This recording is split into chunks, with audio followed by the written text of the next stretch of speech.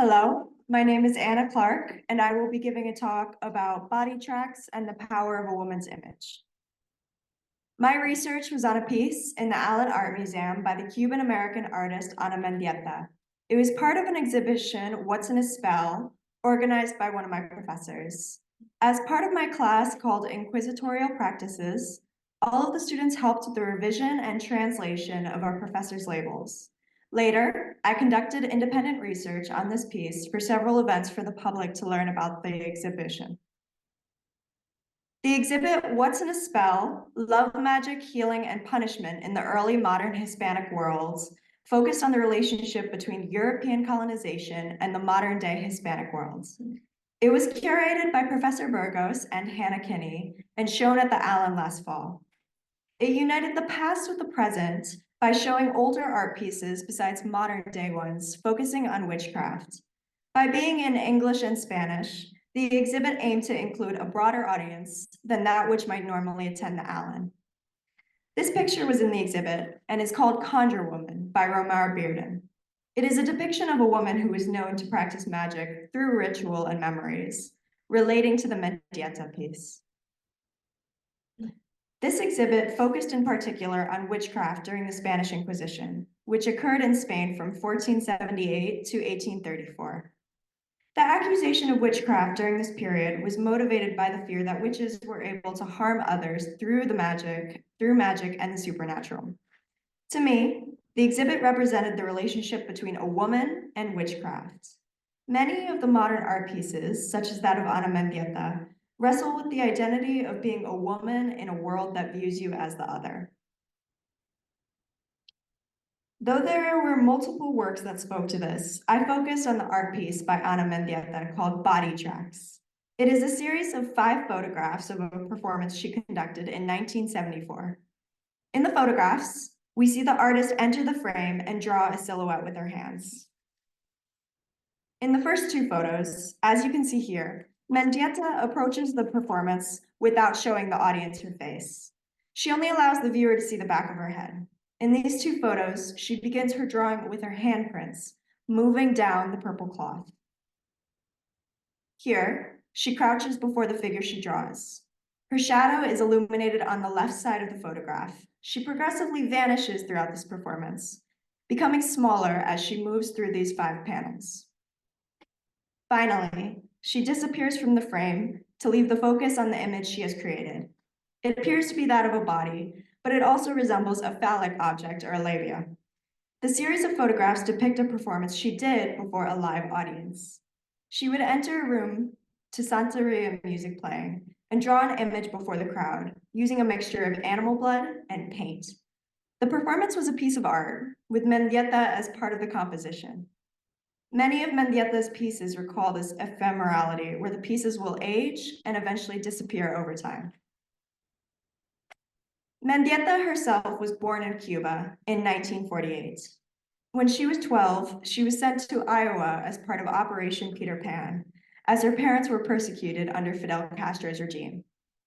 She attended the University of Iowa for art before finally moving to New York.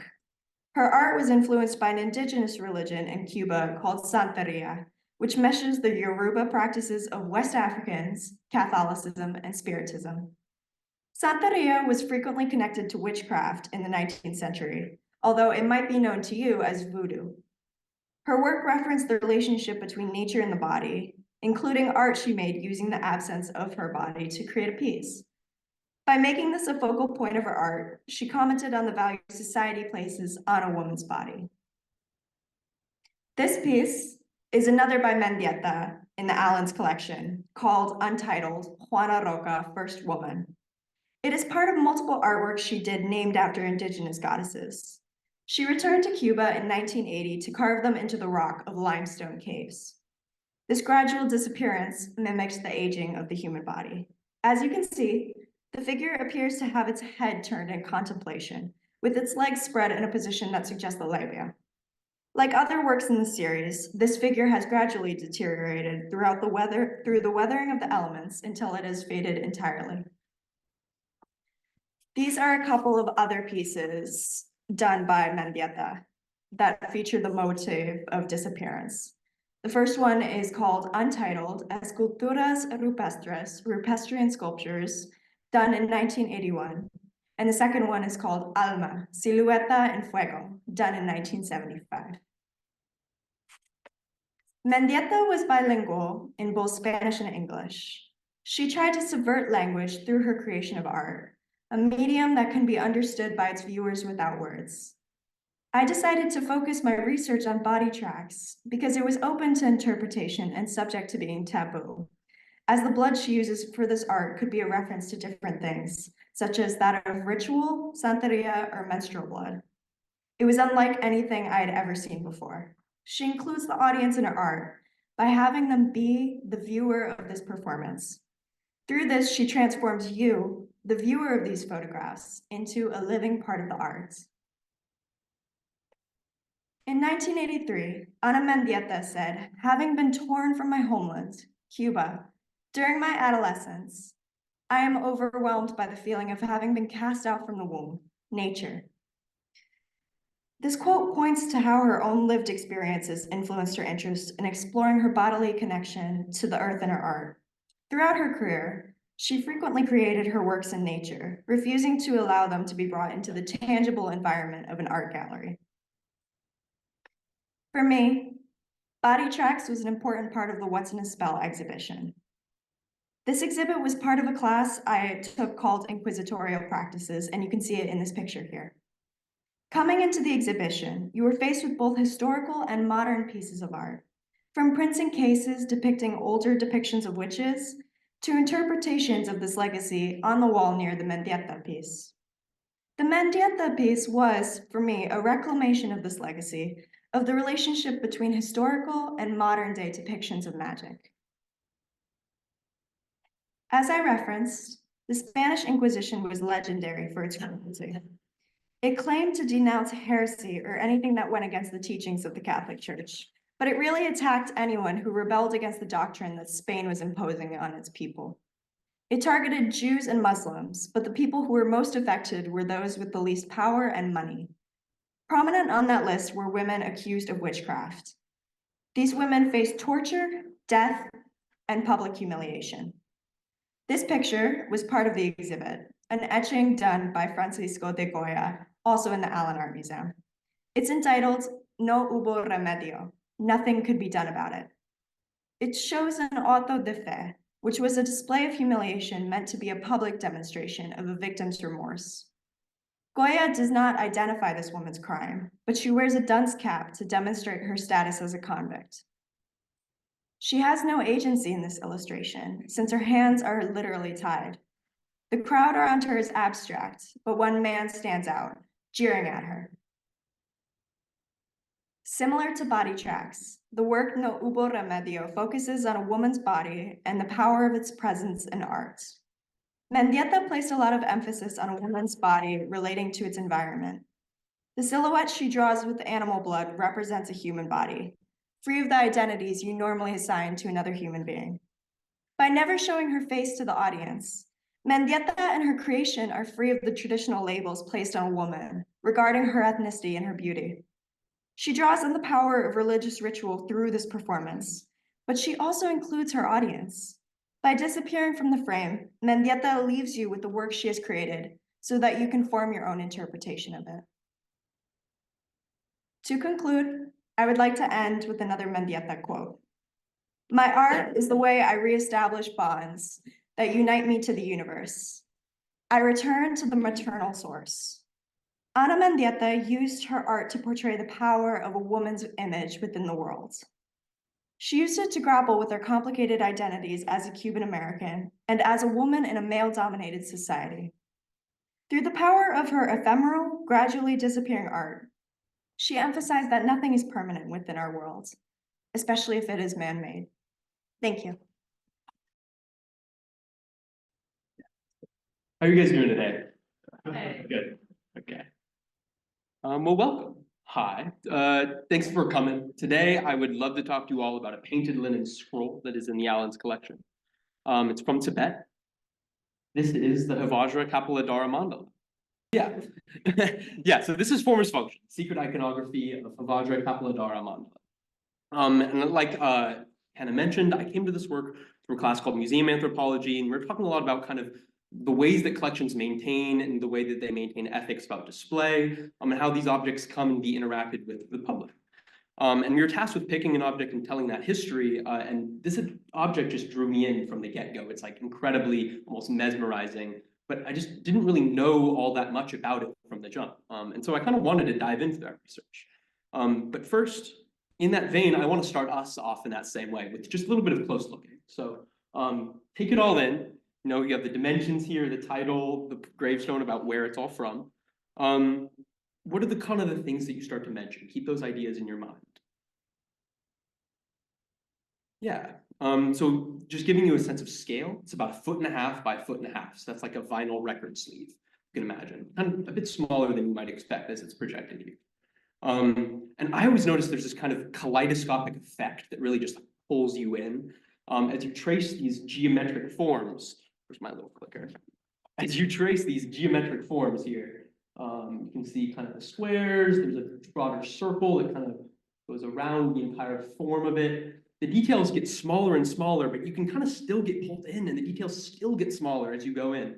It's really just a wonderful, detailed, almost painstaking amount of work. But I like to focus on this idea that there is geometric larger forms that almost form a structural blueprint for the way that the details are contained. I mean, I think that idea is really essential for the way that this work operates.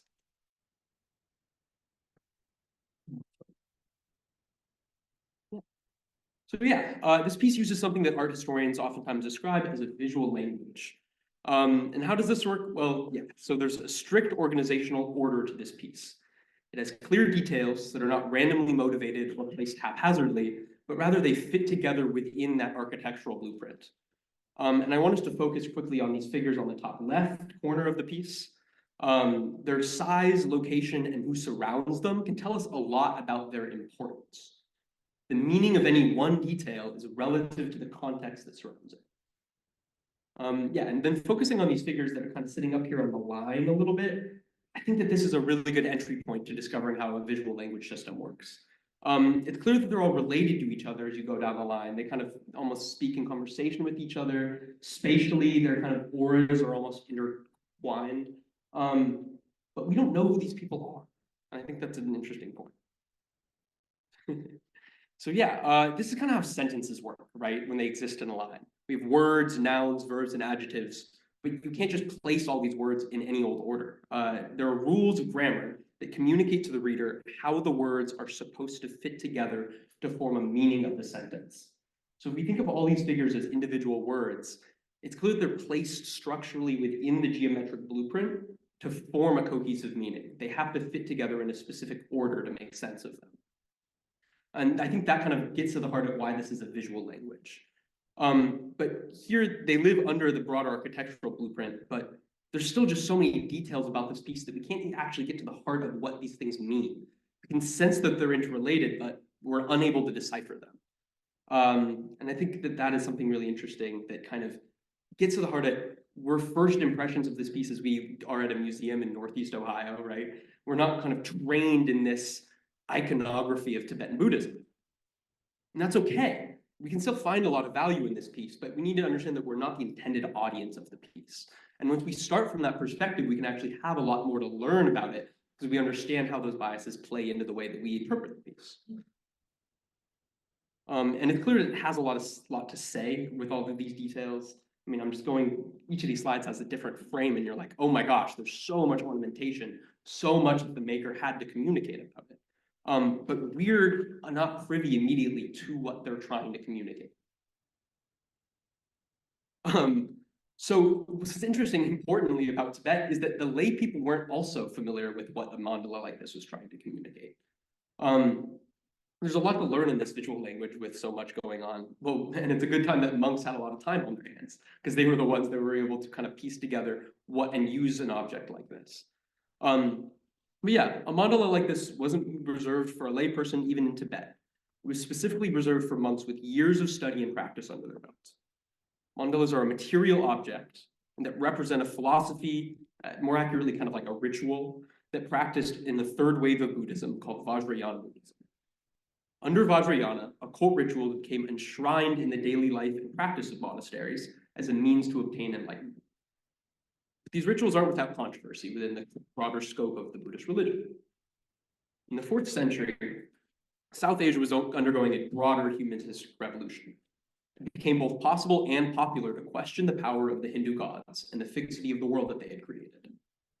The Buddha, and for his part, advocated for the belief that through the power of perception, humans could design their own reality. And the different sects of Buddhism, as it continued on throughout the centuries, disagreed on the different ways that the Buddha intended to achieve this. But the mandala is one of the ways that this specific Vajrayana sect decided that they were going to achieve it through cult ritual. And mandalas were used as ritual objects in order to help Buddhists change their perception. Mandalas are a way of literally designing reality around the imagined figure, not just metaphorically. And the imagined figure is usually a Hindu deity, which you can see in this example at the center. We saw a couple close-ups there, but the multi-figured, multi-handed, multi-limbed individual. But yeah, so the creation of a mandala was a way of imagining a blueprint for ideal worlds, created in the process of transforming the universe from a realm of suffering to a realm of happiness. And that's Tibetan Buddhist scholar Robert Thurman who wrote that. Interesting side note, that's Uma Thurman's father. Weird art history networks going on there. But yeah, this blueprint was both figurative and literal, as the architectural structure for works were created as a palace for deities to live in, while the user channeled that deity's energies and teachings. They were literally creating the imagined world through perception, using their tools of artistic knowledge to create that imagined world. Observing and focusing on this mandala during meditation was a way to achieve that specific goal that the deity signified, a specific thought process that was communicated through the imagery. But yeah, these painted Hindu deities are a focus of devotion. They draw on ritual folk traditions that date from pre-Buddhist times, hence the Hindu deity at the center. But they're reorganized here within the broader structure of the mandala, helping to integrate the meanings of these occult symbols into the Buddhist practices and teachings. The specific deity here is Hevajra in the aspect of Kapāladhara. And what the Kapāladhara means is skull bearer. So it's going to be this Hevajra deity with all of his 8 limbs, and each limb is holding an empty skull bowl with a different symbol in each of those bowls. So it's kind of like a symbol that is almost a container for other symbols. I think that gets again to the kaleidoscopic element of this work, where it just keeps going more detailed and more detailed in the meaning, the further in on details you go, the smaller you go. But yeah, some of the monks took issue with this kind of occult deity and reappropriation of Hinduism and folk traditions. They claimed that these rituals were steeped in superstition, and they distracted from the true essence of Buddhism. So, in order to make the rituals more official, they were heavily guarded and kept secret from young adherents. As a pupil, you were only taught a ritual once a master monk deemed you ready for its teachings. So that's why I've titled it The Secret Iconography of the Hevajra Kapāladhara Maṇḍala. I've given you a lot of context surrounding this work, but I've intentionally danced around the specifics of that iconography. I've avoided answering what the individual figures, designs, and colors represent other than that central Hevajra deity in the title. And now I want to ask you guys a question. Keep in your mind. If access to this work was only intended to be passed down from master to pupil, then aren't there ethical questions about whether this iconography should be revealed to us, the completely uninitiated? I think that ties into a broader question. How did it possibly end up in Ohio anyways? Well, yeah, we can get to a couple answers here, and I think that there's really positive and productive answers to this. We acquired the Hevajra Maṇḍala from Doris Weiner in 1972 through her Weiner Gallery in New York. She didn't provide the museum with a provenance record of where this object originally came from. About 5 decades later, in 2016, her daughter Nancy Weiner, whom she had passed her gallery onto, pled guilty to the Manhattan District Attorney on charges of conspiracy and possession of stolen property in connection with the trafficking of looted treasures in South Asia. She revealed, for decades, I conducted business in a market where buying and selling antiquities with vague or even no provenance was the norm. Obfuscation and silence were accepted responses to questions concerning the source from which an object had been obtained. In short, it was conspiracy of the willing. Now, I think it's really important to mention, I'm speaking generally, we can't say that this mandala in particular is lewd. In fact, we just don't know. But its association with the whiners is productive and part of a broader conversation and complex history as to how objects like these move so far from their original context. Indeed, removed from the context that allows us to be able to engage, interpret, and understand these cultures. Now, there's a lot more context that goes historically into this, but I'm summing up a very broad historical conflict right here. But there was a colonization of Tibet that occurred in the late 1950s on the part of China. A lot of these objects ended up in Western art markets in the early 60s following that invasion and colonization. During that time, around 6,000 monasteries were destroyed, causing monks and lay people alike to emigrate en masse away from Tibet, taking many of their prized possessions with them. Often they sold these treasures as refugees in order to sustain themselves. Many of the works that flooded the art market following the invasion of Tibet lack a provenance, just like ours. Without a consistent record of where an object comes from, it becomes difficult to repatriate it and return it to its original context. So that doesn't seem like an option. Is repatriation even an effective method here when the context here is altered? It's not looted or stolen necessarily. It was sold in order for sustaining a refugee's livelihood in a time of great turmoil in their life.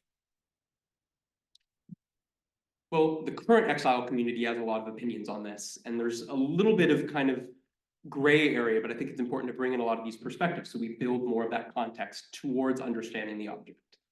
The introduction of Tibetan art into the art world in the early 60s attracted a lot of attention to the cause of the exile community, who tries to maintain their cultural practices while living scattered and decentralized away from their ancestral lands. In order to allow cultural practices to survive in exile, the Dalai Lama has spoken to the importance of loosening the restrictions on Tibetan Buddhism's secret ritualism, allowing mandalas like ours to be appreciated by a wide audience that can help maintain the lineage of Tibetan culture. And so that brings in a lot of questions. I think it's important to recognizing the role right now of Tibet in the modern world. But there are also some dissenting opinions in the exile community that are wary of this approach. They fear it exoticizes Tibetan culture too far and too public to an audience, asking audiences to simply appreciate the work without actually understanding it, therefore diluting the meaning of the work to just be held for its aesthetic value. An example of someone who feels that way is Jamyang Norbu, a Tibetan scholar who wrote a dissenting opinion to the Dalai Lama authority about how publicizing the Tibetan culture of the past essentializes their culture as something that is no longer active and alive in the present. He says, "I totally disagree with the way Tibetan establishment is preserving culture. I don't want it to be preserved so that, in the future, anthropologists and Western visitors come here to see us doing our rain dance. I want Tibetan culture to build on the past, but at the same time, being able to operate in the 21st century. This was in an interview with PBS. He's worried about the publicity of public ritual objects that will dilute the meaning of these objects in order to make them interesting to consume in the West. This has the potential to essentialize and exoticize Tibetan culture as something interesting only because it is other to our traditional understandings of Western, but not quite interesting enough to exist in its own right within its own context." Now, something I think the Allen does really well in presenting this piece is that it evaluates and distinguishes between aesthetic value and aesthetic function. And I think that's something we really need to keep in mind as we move away in our final last thoughts about this work. To prevent these pieces from being exoticized by a Western audience, we need to acknowledge a distinction between aesthetic value and aesthetic function. That first, value, is how we engage with Tibetan art in an art museum. The latter is engaged with how it was used when it was still embedded in its cultural context. Okay, so this object is strikingly beautiful, right? In the art museum context, we can find aesthetic value in appreciating its appearance. It doesn't require any specific cultural information about the details in order for them to capture our attention. However, it is important to communicate to the audience that the original context that the piece existed in was not just for aesthetic value, but the aesthetic choices made held a function for Buddhists. The way these details are visually organized is not just to look pretty, but to aid in meditation by creating an object for us to focus on. The specific symbolism in the painting was used for ritual function. The architectural composition of the piece as a whole calls upon that association with functionality. in a way that shows the Tibetans were highly aware of this function. It, as a symbol, is immediately palpable to the first impressions of anyone walking into the Allen, creating a chance to reflect on what that symbol might have been used to convey versus how it aesthetically appears on first impressions, if we aren't aware of its intended function. Thank you all for tuning in. 4 months ago, the Des Moines Art Center informed internationally acclaimed sculptor and pioneer of the land art movement, Mary Miss, of their decision to demolish her work, Greenwood Pond Double Site.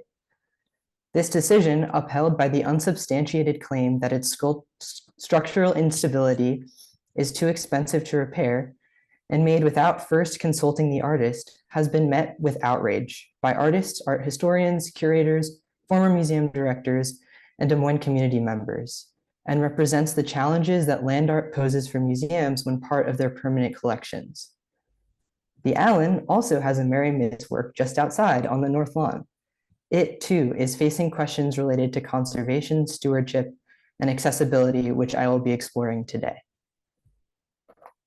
I remember waiting in the art rental line one of my first Saturday mornings here at Oberlin and noticing a metal label sticking out of the ground near some kind of maintenance cover.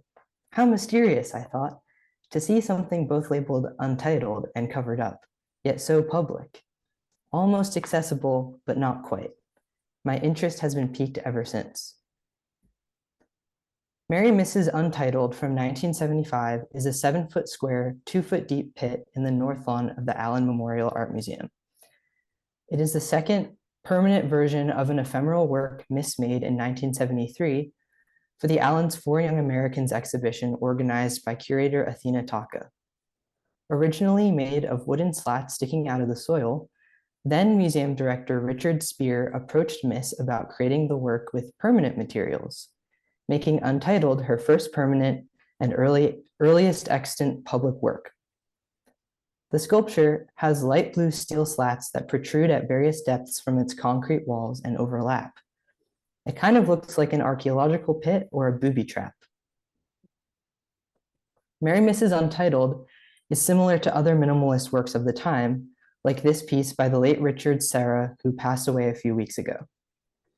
They both engage with elements of bodily risk and precarity, although Mary Miss does this not by being physically imposing, but rather by being quiet and unassuming. Compared to the Allen's other 2 outdoor sculptures, Untitled is nearly invisible to the passerby. Only until the viewer is almost on top of the work does it make itself known. It's full of tricks, boasting a steel grid that seems continuous, but reveals gaps at different angles. In many ways, it acts as a trap, not only a theoretical one that pulls us into the trap of assuming stability, but a physical one that endangers our bodies.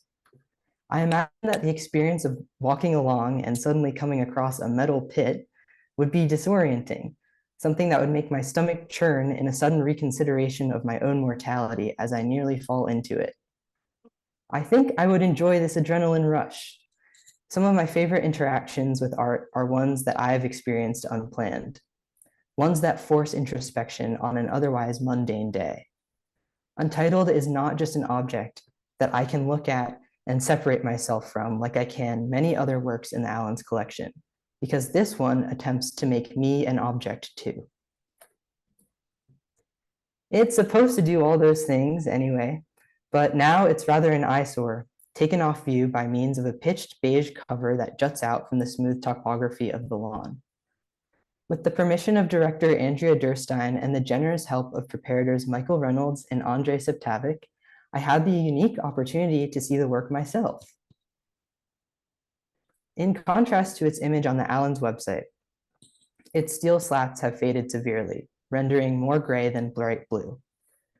Some of the paint is actively flaking off to reveal rusted metal, and despite the museum's ongoing efforts to sweep it regularly, it is covered in cobwebs, leaves, pine needles, dirt, and dust. Now, Untitled is less of an entrancing encounter and more a depressing space to vacantly stare at what looks like a neglected grave. On June 14th, 1980, around 8:23 p.m., An Oberlin campus safety officer was called to the Allen in reference to, quote, a group of juveniles climbing the gate and going on the roof of the art building. Running from the officer to join his friends, a boy was reported to have fallen into the, quote, sunken maze exhibit, sustaining a deep cut in his knee and requiring medical assistance. This is the story that has devolved into something of a legend among Oberlin students about a kid who fell into the Allen's spike pit. I am grateful to have been given access to the museum's internal object file to get the facts of this story straight, and also to chronicle the changes in how the Allen has approached Untitled throughout the years. The July 1980 incident sparked memos of discourse between campus facilities operators who pushed for the museum to install a chain or a, quote, garden around the sculpture that would enhance its appearance while protecting the public, unquote, and museum staff who knew that Miss found the idea of a barrier wholly inappropriate and were thus vehemently against any addition to the piece, arguing that, quote, we are dealing here with questions of artistic integrity that we are in the business of maintaining. They argued that the sculpture had stood without injury for 5 years and that this was a fluke accident. As a kind of compromise, the museum made 2 tall metal labels, each planted on either side of the pit in order to alert the presence of artwork without being as intrusive as a barrier. This seemed to have worked well enough without incident until the release of Oberlin's legal audit in 1993. It basically said that while no claim was ever filed from the 1980 incident, the museum would not be covered in the event of another injury, because the paper trail of discourse between facilities and the museum showed that they were aware of the risks but didn't take much action. The work was probably permanently covered around this time. Public safety is cited as the main reason for the work going off view, but I don't believe this is the only factor. Back in the 80s, the potential for injury was not worth taking Untitled off view permanently. Only when financial consequences were established was the work covered up. Museums, unfortunately for works like Untitled, don't exist in a vacuum. They must also negotiate a web of other invested groups. For the Allen, this means its parent organization of Oberlin College, as well as the town of Oberlin and all of the legal frameworks for public institutions that are set in place. In a panel hosted by the Nasher Sculpture Center on Women of Land Art, Miss spoke about, quote, what it means to work in the world, unquote. A phrase that struck me because it literally references land art's physical context, but also because it describes the negotiation between pure artistic intention and the changing standards to what society deems permissible.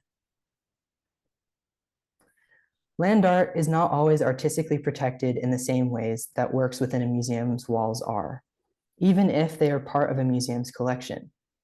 If they do not conform to institutional expectations, they can become problems.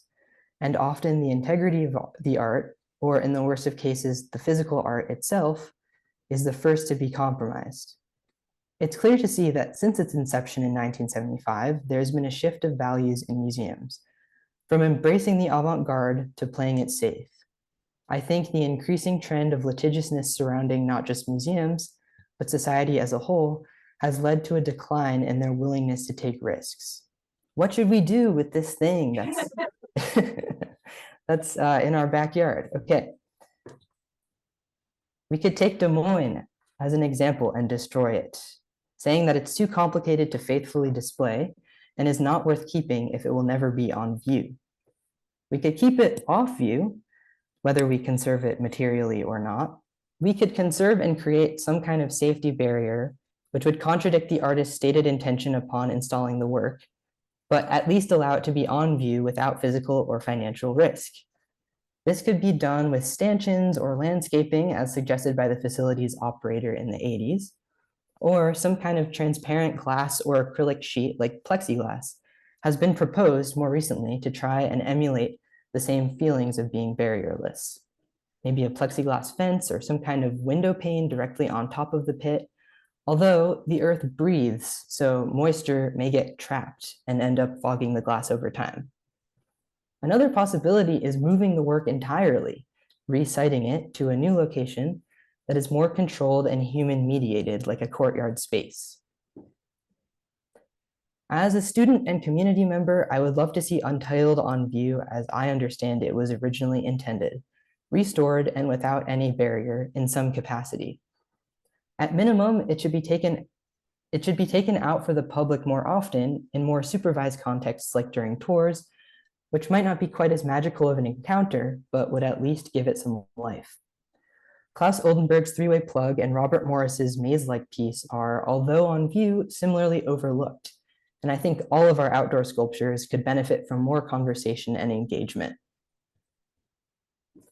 The demolition of Greenwood Pond double site, which was slated for this month and would involve draining the wetland pond as well as dismantling the architectural components, has been halted thanks to a judge's ruling in favor of Mary Miss's bid for a temporary restraining order. Yay! A secondary hearing is scheduled within the next 2 weeks, and hopefully Mary Miss and the Art Center will proceed with open communication in order to determine the artwork's fate. The Allen has plans in collaboration with Mary Miss to put her installation Untitled back on view. The work is slated to undergo conservation treatment, and through negotiations with the artist, college, and conservator, the museum will come up with an appropriate solution for display for all involved parties.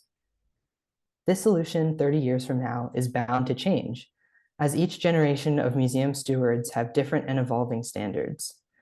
But whatever the solution is, we have the benefit of Mary Miss being here and alive to advise us, and anything we do must be in conversation with her.